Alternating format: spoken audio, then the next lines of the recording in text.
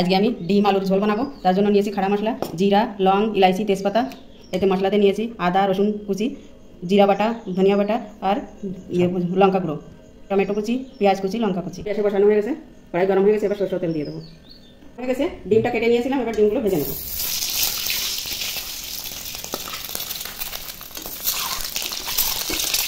পাল্টে নেবো,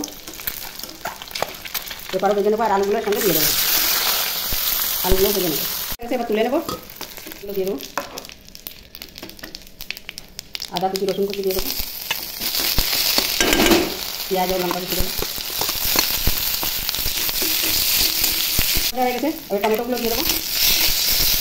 টমেটো গলানোর জন্য লবণ দেবো, আধা চামচ লবণ দিয়ে দিলাম। ভাজা ভাজা হয়ে গেছে, হলুদ গুঁড়ো, লঙ্কা গুঁড়ো, ধনিয়া গুঁড়ো, জিরা গুঁড়ো দিয়ে দিলাম।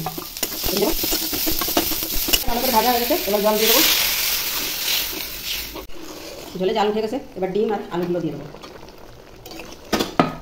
দিয়ে ঢেকে দেবো। ঝোলটা হয়ে গেছে, এবার নামিয়ে নেবো। গ্যাস বন্ধ করে। আমার ভিডিওটা